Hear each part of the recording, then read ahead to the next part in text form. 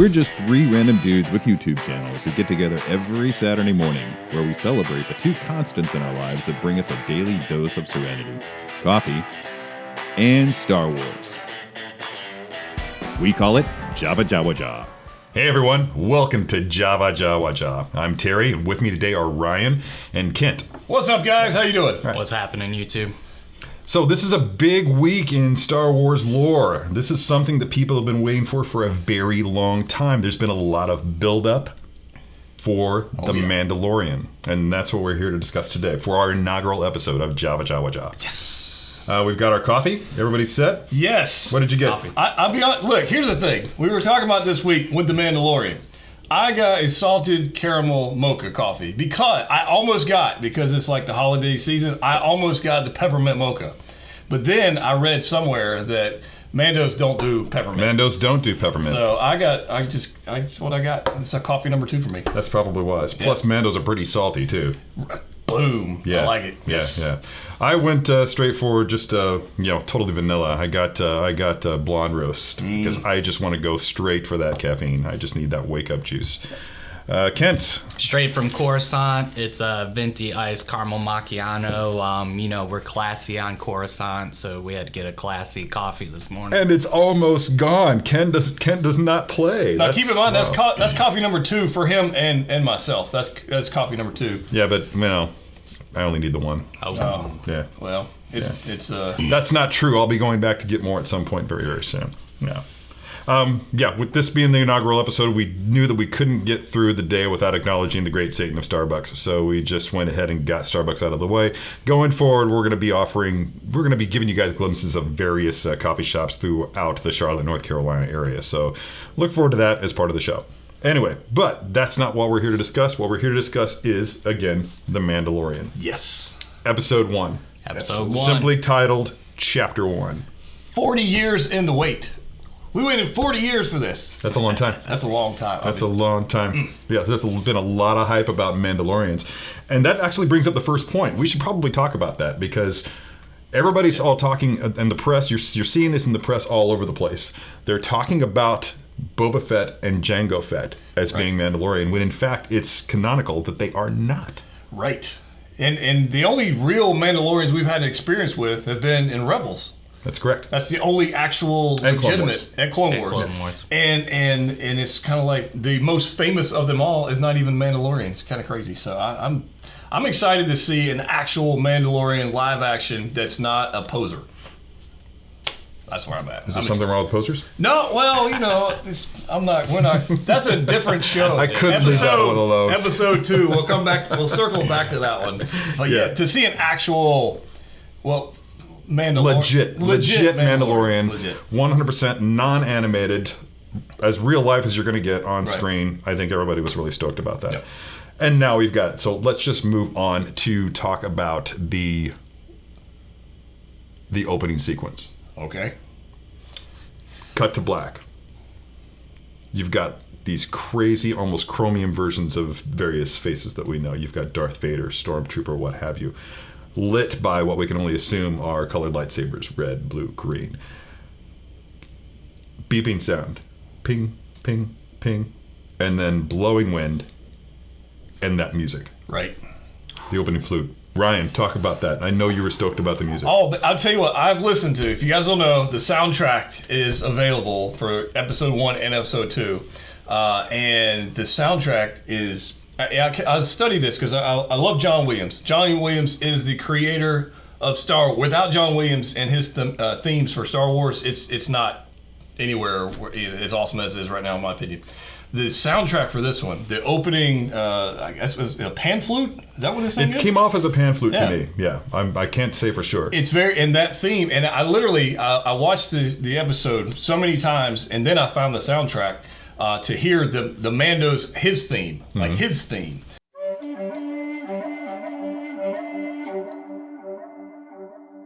So when you hear that, that pan flute going up and down in the register, it's wide open. It's just empty. It's just the flute and nothing else. And it's dark and it's like Western and it's just It kind of harkens back to the Sergio Leone experience with the whistling for the good, the bad, and the ugly. Yeah. It's the comparison is slight, and you could probably be forgiven if you didn't want to make it. Right. But it's still kind of there, right? I mean, you've got to acknowledge that there's just a bit of quirkiness to it.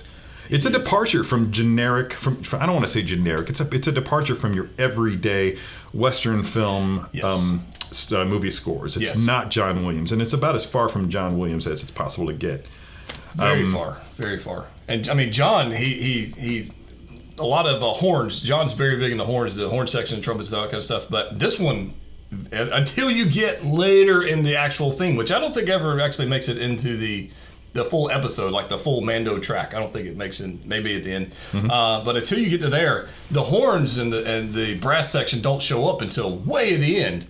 The intro is just very open, and it's not dense, and it's just very. It's alien. It's awesome. Yeah, I freaking love it. It's from a galaxy far, far away. Yeah, freaking love it. Ludwig Göransson is the guy's name. He's a Swedish composer operating out of the States. He is basically Ryan Coogler's John Williams. Yeah, he's been doing everything with this guy from Black Panther, both Creed films. Kind of looking forward to seeing what else he's going to be doing, because I really hadn't paid too much attention to him until Black Panther, which I love that score. And by the way, if you listen to the Black Panther score back to back with the Mandalorian score, you can definitely see. I'll have to do that. So much similarity. I've never heard of the guy. I never heard of the guy before this, so this is my first experience with him. When I saw the Black Panther, I didn't go dive into that film score so much. But this one right here, from what I'm seeing, it's not John Williams, but it feels like Star Wars, and that's a big deal for me. Crucial. So moving on to the saloon scene, Kent, what was your first vibe on that? Takes you back to that cantina, the trying to capture just what is Star Wars, all these different aliens and stuff, and to see that in live action, first opening scene was awesome. We see some familiar looking species, Star Wars characters, and then just the Western samurai I've come to town vibe was just awesome. Great way to start off Star Wars on TV or streaming. Did you pick up on the subtle spur clink when he walked up to the bar? Yeah, again, it's you're Western, you're coming into the saloon, got a job, the outsider coming in on what looked like familiar territory to the rest of the people in that cantina, in that area. I'm a huge fan of the movie Silverado. It's one of my top 3 Westerns of all time, just because it's so much fun, and it was also the only one that I had on video cassette in the 80s. For all you millennials who don't date yourself. Not heard. Yeah, okay. Anyway. If you don't know what a video cassette is, Google it. Google it. Yeah, just look it up. Yeah. But it reminded me totally of the scene where Danny Glover first makes his first appearance in Silverado, where he bellies up to the bar, and those cretins just kind of like walk up behind him and just starts getting hassled and winds up having a clean house with all of them. It was pretty spectacular. This one, he didn't even say anything and got in a fight. Yeah. That's awesome. Yeah. He just walked in and started a fight and handled it very well, I thought. In fact, doesn't even say anything until he walks up to the guy who they were hassling before they hassled him. Right. Blue alien dude. Right. His first bounty. I don't even know. Did we get a name for that character? I don't think so. I don't think so either. No. Let's just call him the bounty for the sake of this discussion. That's Horatio Sands. That is SNL alum Horatio Sands, by the way. I don't know if anybody. I don't know how many people actually caught that. I didn't. I had to look it up, and when I found out, I was pretty thrilled. We've got the bounty, and we go out onto the planet. Now, this has actually become a point of contention in the online discussion. Those land speeders. Right. Ice planet, land speeder, no top. Yeah. I'm fine with that. They had feet heaters and seat warmers. Sure, they're good. Yeah. It's like we know that land speeders with tops exist. We've seen them since A New Hope. There's actually right there in Mos Eisley a speeder with a top on it, so it exists. So for that guy, and I can't remember the name of the race, the spy, the Imperial spy was. It starts with a G, right? No. Garridan. That's it. I think it's Garridan. Yeah. If it's not Garridan, then we'll put right here. We're going to actually put the name of the actual in text so that you guys can see our shame and correction at the same Shame. time. You can correct us below. But if you he's like. he's a hustler, man. Right. He's just straight up. This is the most up to date. This is the most modern speeder imaginable. No, it's not, and we get that. Whatever. This is what you've got. This is what you're stuck with. It's not that they don't have speeders with tops in a galaxy far, far away. It's that this guy didn't have any. Right. Yeah, and he's a hustler. But I am of the opinion that it had heated seats, and therefore it was okay. I think it's fine. I think it's fine. I also think that Mandalorians are tough, and they don't care about your cold. Yeah, I don't think he really cared either. Yeah, and for all we know, that blue alien dude played by Horatio Sands or whatever was just, immune to the cold. Could be. Maybe that's what those glands of his are for. It could Nobody was wearing those Hoth jackets. Man, that's a pity too. be. No, but the point of contention there is with, and we may get this later, but the first land speeder they got, the dude didn't want any droids. No droids. No droids. And then he brings up the second one that looked like it wasn't going to make it 10 feet. And that was pretty entertaining. I got a kick out of that he had this busted up one. And he preferred to bust it up one because it had no droids in it. And I think we got to figure out why the man doesn't like droids. I don't know why. Yeah, that'll probably come up at some point. Yeah. I mean, for me, I wouldn't trust droids because it seems to me that droids would be hackable. And you can't read a droid. It's true. They don't have facial expressions. If a droid's about to betray you or whatever, then you don't. As we'll see don't know. later. Yeah, as we'll see later. Yeah. One more point on that whole ice planet thing is that the ice on that ice planet, we don't know that that's water. So water, as we know, freezes at 32 degrees Fahrenheit, 0 degrees Celsius. So that could be a completely different compound that freezes at a much higher temperature. So maybe that material flying through the air wasn't H2O-based snow. It could have been something completely different. It could be. Are you saying it could be 85 degrees on that planet? I doubt that highly, but maybe a balmy 45. A 45. Yeah. I could deal with that. Yeah, if I had a bunch of Mando armor on, I'd be warm. Yeah, I could straight up ride in an open top in a 50-degree vehicle. So the Mandalorian's got his bounty. He's skated across this ice that's made out of whatever, and he's made it back to his ship. We watch his speeder driver be devoured by some crazy under-the-ice monster. Yes. And that is an actual term that I think I just invented, an under-the-ice monster. Trademark. Yeah. Under-the-ice monster TM. Razor Crest is under attack. Mandalorian breaks out that iconic weapon, or that soon-to-be iconic weapon. It's iconic for those of us who remember the animated film version where Boba Fett, with the first time we saw Mandalorian armor, Boba Fett in that highly decorative, very colorful armor that appeared in the animated version. And he's wielding basically what amounts to the combination of a tuning fork with a rifle. Essentially, yeah. Yes. Yeah. And he's using it in the animated series to control the Loch Ness monster that he's riding around as a... Right. Yeah. Our Mandalorian with no name. Mando man. Yeah. Uses it to drive off this under-the-ice monster. Successfully. Delivers a really healthy shock. Free to go. Blast off. Get out of that planet. Carbon freezes his quarry. Right. In a very amusing scene. Then goes to collect his bounty. Right. From a man named Grief Karga. Played by the man himself, Carl Weathers. This guy was the epitome of cool. Am I right? He was on Lando level cool. Yeah. He was up there. Yeah. And I agree. He was very smooth. And in fact, then he brought out the different types of payments and all that kind of fun stuff. But he was just mellow. Let's talk about that for a second. Payments. Payments. Let's talk about Let's payments. talk about we can also just mention that you've got Carl Weathers who's just got this, just like Lando, he's got this cool facade going. So that's when he brings up the fact that he's not going to take credits. Right. Imperial credits. I don't know if you've heard, but the Empire is gone. At this point, which is important for the timeline. But Yeah. what he says he'll pay him with instead, but he can only afford to pay half, is Calamari flan. Did you catch up on what that was? Did you figure out what that was? No. It didn't even occur to me until right before I came here to meet you guys. Mon Calamari. Right. The Mon Calamari currency must be called flan. It's a trap! Calamari flan has become a dominant currency in the galaxy since the downfall of the Empire. That's interesting. Right? That is very interesting to see, because the fall of the Empire had not only a militaristic consequence, cause and effect, but also economic, clearly social impacts of an empire going down. Yeah. On multiple systems. The fact that the currency changed across a galaxy, that's a pretty big deal. I think so. We probably don't look at currency enough. Even episode 1, I mean, you have the Republic, which is in pretty good standings, and they're out on the Outer Rim, and Republic credits don't spend. Republic credits? Republic credits are no good out here. I need something more real. Maybe we're just in a region where that Calamari currency is what people bank on. So Maybe. Yeah. Could be. Yeah, that's valid. I mean, it's just like here on on our actual Earth planet. Right. Different money spends in different countries and that kind of stuff. So it could be there. When I was in Cambodia, the American dollars were the preferred form of payment for services like rides. If you were going someplace and they wanted you to pay in American dollars. I prefer payment in coffee. Yeah. Okay. That's fair. coffee currency. We just brought it back full circle.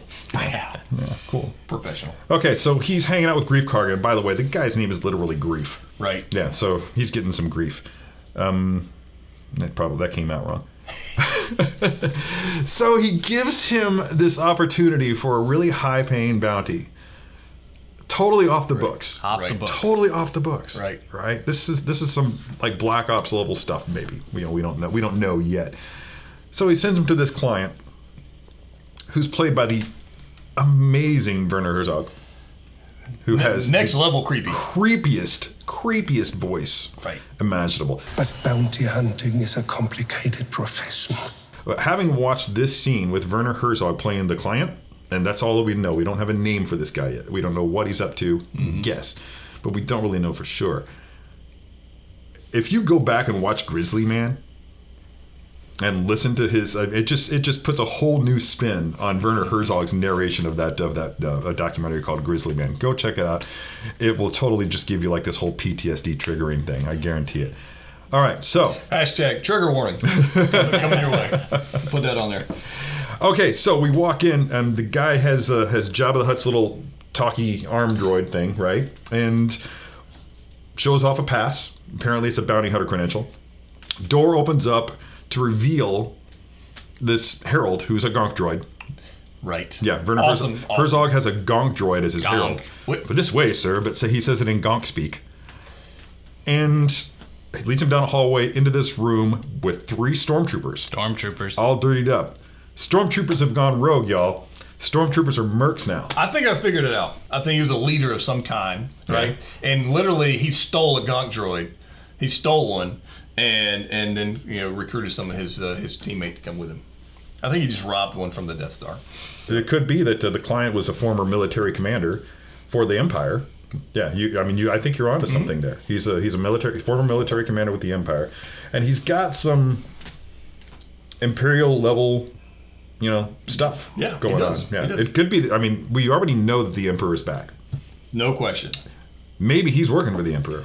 It very well could be. It could be. But my thought with this guy being Imperial of some sort, having some Imperial background is, my initial thought was the troopers are mercenaries. That's my initial thought. Yes, They're getting definitely. paid, Oh, right? yeah. And then my second thought was, if this guy was a leader in the army somewhere, military, if he was a leader at some point, these guys might just be loyal to him. And then go, hey, well, he's out, so we got to follow somebody. We're just going to go with you. And it could be that they're following the leader. That makes sense. It could go either way with this thing. That makes sense. So I don't. Yeah, they all evacuated together. Yeah, they just say, hey, we're out. You come with me. Yeah, and they just kept that hierarchy because it was familiar, or he earned it somehow. Yeah. I don't And know. Dr. Pershing could very well have been an Imperial scientist who came along with them as well. It could be that Very well it could be that what we're operating with here is a former Unit. Imperial science unit. Yes. Who was working with. And we've seen evidence of this before in both the Clone Wars and in the Rebels, how the Imperials were after Jedi infants, basically 100%, Jedi yes. younglings, Yeah. Yep. just force sensitive children to take them for experiments or what have you, or to Right. convert them into Loyal. pawns. Yeah. Or just so kill loyal, them. yeah. Or kill 'em. Resources for the whatever. Emperor. So it could be what we're seeing here is just another example of that. This was that same Imperial Science Division that was trying to do that in the previous 2 series, brought forward into this particular lore. Speaking of lore, Beskar Steel. I got a whole warehouse full of stuff. Apparently somebody does. And that guy right now is only known as the client. The client. So he hands him this crazy looking silverish bar, Right. plops it down on the table, got an Imperial stamp on it. This is what this is, guys. I should probably not do this, right? Right? He takes this bar. He's got this bar of steel, Right? Beskar steel. Yep. Drops it down on the table. It's got an Imperial stamp on it. You know what this is. This is an example. This is probably something to do with the Purge. Maybe something that happened later on down the line. But essentially what's happened is the Empire has taken Mandalorian armor and melted it down and pressed it into bars because of its value and its quality. And to make it easier to transport. And to make it easier to transport. Yeah. Yes, exactly so. So I cannot wait until they actually explain this story a little bit deeper.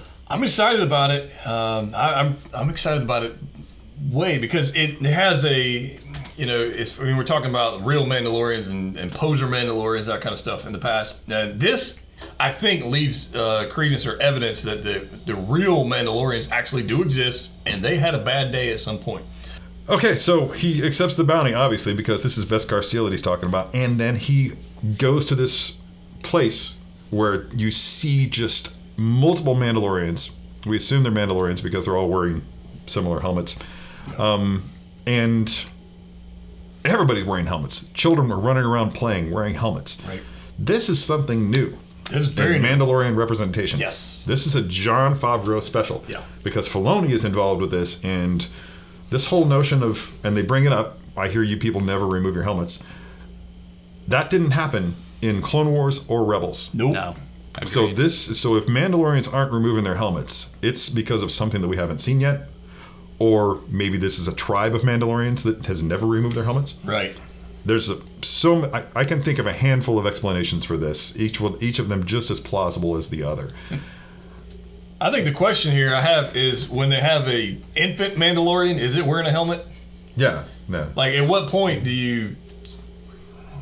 Here's your helmet. Just as soon as it's born, they clap the helmet on. We do not want to look at your face.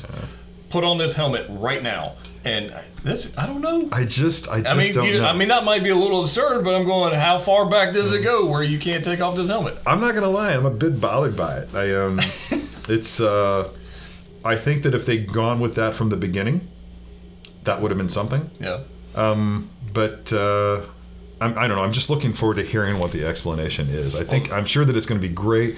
I've been given nothing so far in this series to expect it to be anything less than great when we finally find out. And a lot of time's passed, so we're That's a talking valid about point. Rebels, we're talking about Clone Wars, so it's been a long time since... Yeah, Rebels was several years before, just a handful of years before A New Hope. Right. And this is 6 years, I think they said, after Return of the Jedi. And this is, and then the social impact of the helmet thing is, if you were looking for a mate, like you would just, I like your armor. Hey. Right? It's kind of a weird thing. I don't know. I just like the colors of your nice armor. because you don't have. Yeah. I don't know. Armor's important. That's not creepy at all. That's not weird. Yeah, okay. So it turns out what this place is, whatever it is, it's some sort of a Mandalorian haven. And he goes to a specific place within, like, sort of a hub of this haven, and it's clearly a metal foundry. Oh yeah. I mean, you can see it right away. She's the smith is there hammering away on some piece of armor. He hands off the Beskar steel to her as payment. She takes some of that Beskar, she melts it down. She uses some of it to make the man a new pauldron. Yep. And that's great. Which was amazing, because the previous pauldron he had was from a shore trooper. Yes, it was. And we're going, wait a minute, where did he get that? Right. Because that was way long ago.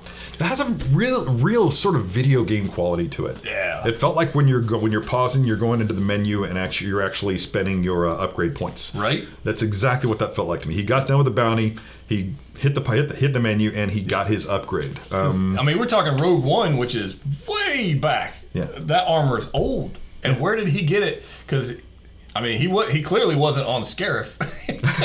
So that would mean that just some shore troopers were on other planets. That's exciting. They weren't just limited to Scarif. Yeah. Even though I think some of the books say it was. So. But anyways, I just like cool armor, and the fact that he was able to get that on, and it was always ceremonial. Right. It was a big deal. Everything about it, from the way that he just the respect that he showed the armorer when he walked in, and they gave each other a nod, and he just sat down and patiently waited for her to approach him. Yep. He spent the Calamari credits too. Did he spend the Calamari credits? Yep. He gave her that? Yep, he dropped the credits on the table. He dropped as well. everything he Okay. got. Yeah, Yep. he got everything. So basically everything from the 2 meetings went. It's almost like he went and gathered all these funds and he's just like, here's my offering. And Mandalorians are not taking Imperial credits. So finally, he's got his pauldron. He's got his upgrade. He's ready to move on to the next battle, the next boss fight. He goes to this planet and is immediately attacked by a couple of Blurrg. He's losing the fight, and all of a sudden he is rescued by, of all things, an Ugnaught. Ugnaught. Right. Now, they went a long way towards giving some legitimacy to Ugnaughts in Rebels, but it was a funny sort of legitimacy. Sure. This particular Ugnaught, there's no other way to say it, is a badass. Oh, 100%. Experienced. An 100%. absolute veteran badass. He's definitely got some age on him. He does. Yeah. There's a whole lot of wisdom going on. Yeah. His name, and I hope I'm saying this, is Kuiil. It's somewhere in there. It's spelled Kuiil. Yeah. Anybody who knows how to pronounce it, then feel free to spell it one of those pronunciations like you would find in the dictionary and let us know. Because they don't actually say it. No. It's just that's his name. And the only way I know is because they made a Funko Pop of it and it's on the box. Which is a cool way to do it too, because I don't think that if you go back to the spaghetti westerns, that happens a lot. They don't introduce themselves; they just interact. Yeah. There's just an acknowledgement. I see you. You exist. Okay, respect, etc. I will help you. Right. I have spoken. I have spoken. That's his tagline. Yeah. That's I just said that. Right. So you can take it as truth. Exactly. Or it means so many different things. This is true. I've spoken, so you can guarantee that what I've said is going to happen will happen. Exactly. Yeah. It's kind of like, it reminds me of, you guys see Oh Brother Where Art Thou, that movie? Yes. Many times. Where the wife says, I've counted to 3. Right? And she says, I've counted to 3. And he goes, no, don't count. Oh, she's counted to 3. You don't understand. And he says, I have spoken, which means it's done. Don't ask me about it anymore. This is what we're doing. And I think it's awesome. Yep. The first time we hear it, it kind of takes you off guard. And then he repeats himself, and you're going, okay, this dude's serious. Yeah. He's like, don't argue with me. I have spoken. And that's awesome. And it's that classic character that knows the lay of the land. This is my valley, kind of like, hey, you're the outsider, and he's an archetype. I'm gonna give you these little hints and point you in the right direction and teach you a few things about where you're at. So definitely a cool character. He's the Obi-Wan helps character. Move the quest along. He's the wizard. He essentially makes the Mando his Padawan. Right. Briefly teaches him how to ride a Blurrg, which is essential. I don't know what it is about a Blurrg that makes it the only means of getting to from point A to point B across that particular terrain. Just accept it, roll with it, because That's all they got. The whole point of that, I think the whole point of that was, you're a Mandalorian. Right. Your ancestors rode the great mythosaur. Yeah. Mythosaur.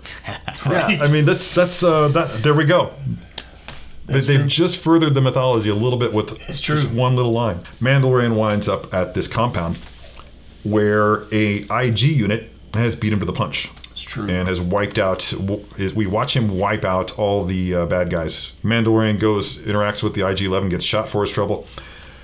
Of course, he's not hurt because he's got Beskar steel. Right. They make a deal. What ensues then is probably the coolest fight that I have seen in Star Wars. Agreed. Ever. On the ground. On the ground. On the ground. On the ground. Yeah. That didn't involve starfighters. Yeah. Thoughts? Yeah. IG-11 is bad, man. He is bad.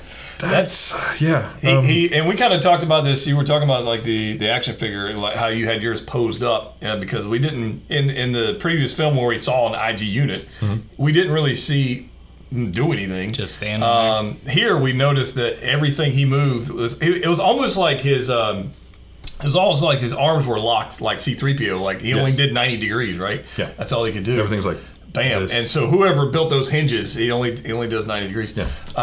But it was so awesome to see the different parts of the head spinning around. This eye's looking here, this one's looking over here, and this arm. He was moving with the type of efficiency that you can only get by being a droid built onto a chassis such as that. Yeah. There's just no way for a human or any other sort of bipedal creature to mimic that or to approach that level of Not efficiency with a in combat. No, not with a spine. Yeah. It was amazing. Yeah, it was a brilliant realization. Now, I never played. I did, but it's been so long ago. Shadows of the Empire. Was that the one where you had to battle him at the end?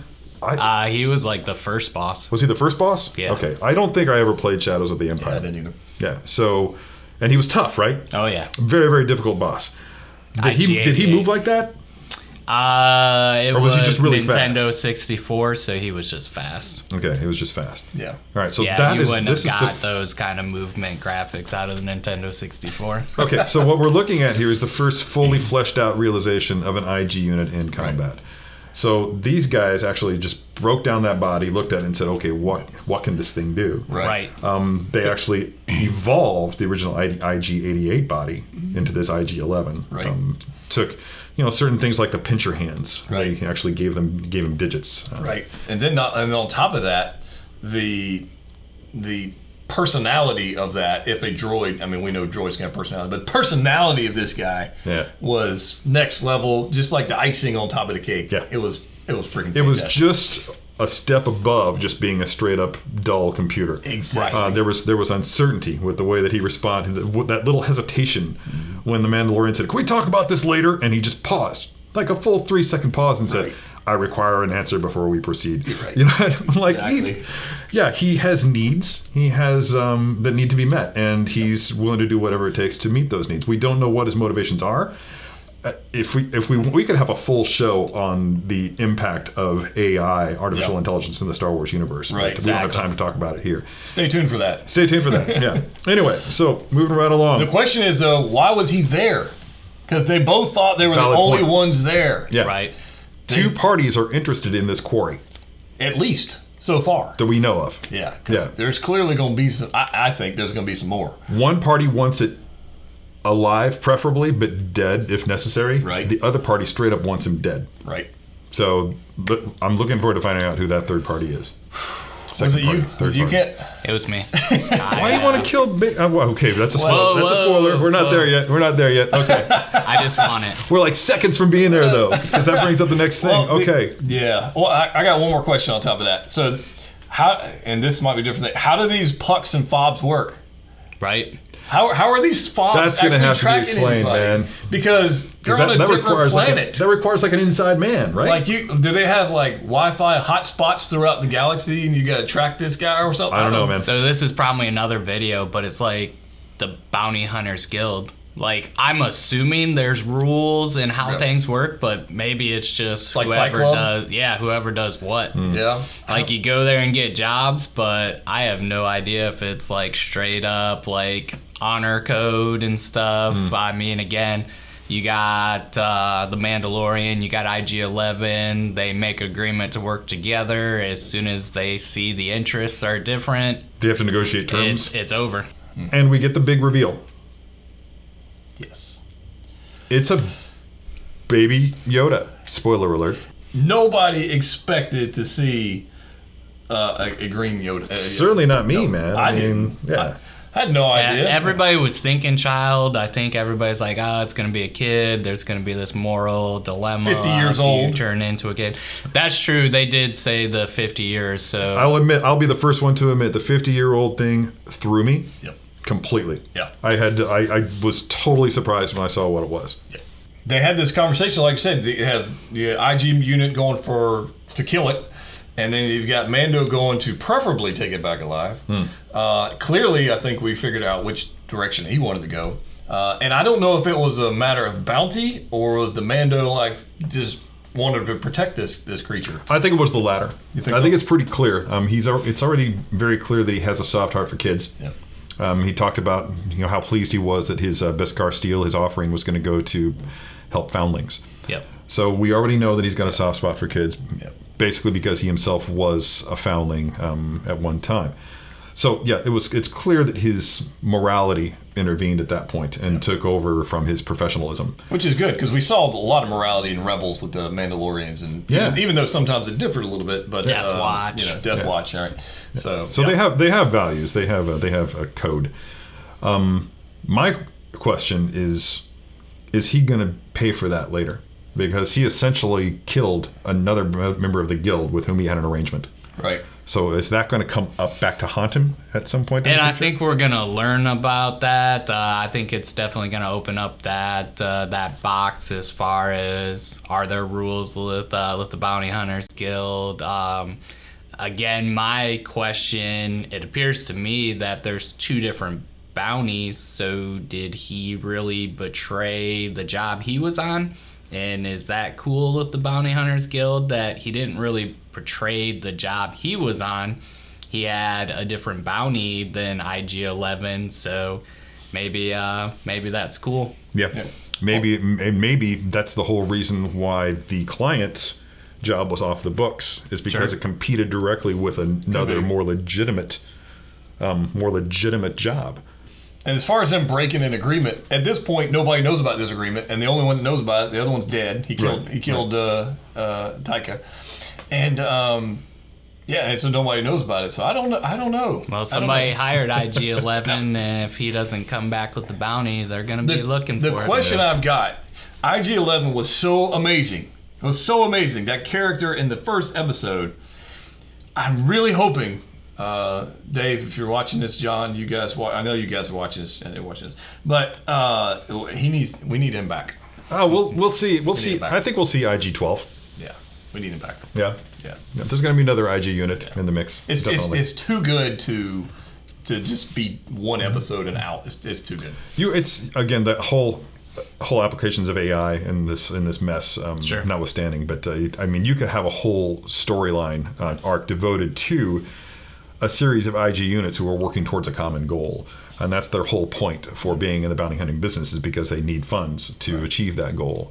The IG-11 droids don't need creature comforts. No. There's got to be some other motivation for them to be doing what they're doing. They do need bandoliers, though. They got those. Clearly they need bandoliers. Just to look awesome. You got bonus points for that. So. You got 2. IG-88 only had 1. Right. All right, everyone. Thanks for tuning in. That was the inaugural episode of JavaJawaJaw. We hope you liked what you saw. If you did, please hit that subscribe button and ring the little bell right next to it. We will be doing this every week, following up on every single episode of The Mandalorian all the way through its run. Once that ends, we'll be doing it continuously, talking about other, or maybe possibly some more obscure subjects in the Star Wars canon, until the Clone Wars starts up, and then we start a weekly commentary on that show until it wraps up. So as you can see, we have months of content planned for you guys. Tune in. Looking forward to sharing it with you. On top of that, coffee. We are going to be traveling outside of these environments and going out into the world of Charlotte's coffee scene. And it's massive. We've already done Starbucks because we wanted to get that out of the way. We had to acknowledge that it exists. Now we're going to be branching out into more mom and pop shops. So you're going to get to see the rich variety of coffee that the world of Charlotte, North Carolina has to offer, and connecting that with our other great love, which is Star Wars. So tune in. Until next time, we have spoken.